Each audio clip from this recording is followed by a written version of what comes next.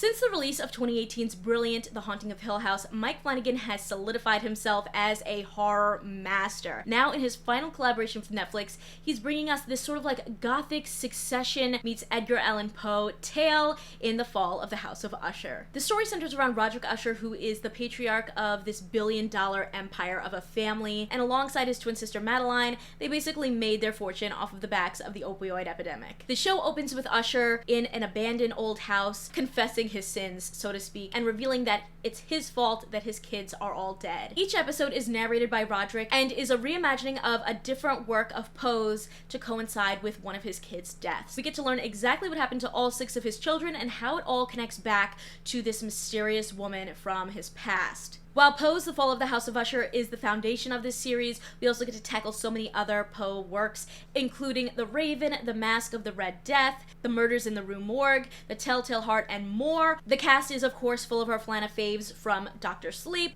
The Midnight Club, The Haunting of Bly Manor. You've got Roderick's direct heirs in Frederick and Tamerlane, and then you have the slew of other children that he had out of wedlock: PR expert Camille, game mogul and drug addict Napoleon, the experimental scientist Victorine, and party boy Prospero. There's also Roderick's way too young wife, Augustus Dupin, who was actually the first ever detective, so to speak, before that word even existed in books, Fixer Arthur Pym, and Roderick's precious granddaughter Lenore. You heard that right, there was a lot of characters in this, and because of that, even though I do think that there are some top tier performances in this show, it does take some time to really get a sense of who is who in the series, how do they fit into the story before all these people start dying. I thought Bruce Greenwood in particular was a very commanding presence as Roderick Usher, and he delivered some really compelling and thought-provoking monologues, and I thought this was particularly noteworthy because he actually stepped into this role flawlessly, replacing another actor halfway through the production. So kudos to him because he was phenomenal. Carla Gugino proves time and time again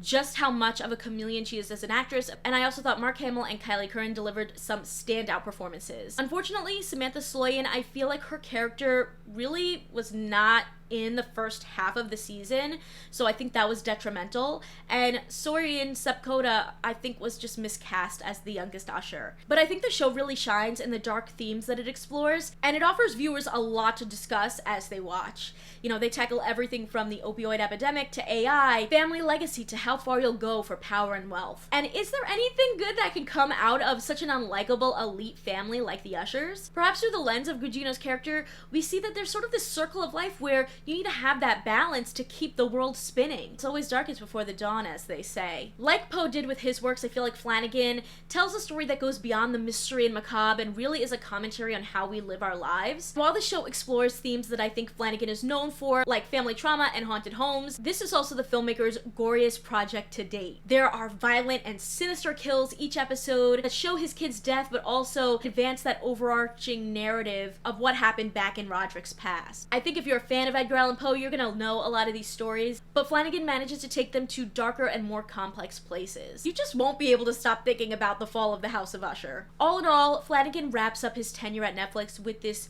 hauntingly twisted cautionary tale of pride, wealth, and legacy, and Poe's stories are woven seamlessly and violently together in this story that will just leave you mesmerized. I'd love to know what you think about The Fall of the House of Usher, and did you catch that Oculus mirror? You know, every project that Mike Flanagan comes out with, it's in there somewhere. I want to hear your thoughts. Consider subscribing if you like my videos, and if you want to talk more TV and movies with me outside of the comments section, check out my Patreon at patreon.com/kmaldo. If you like this one, you can check out more of my videos right over here. See ya!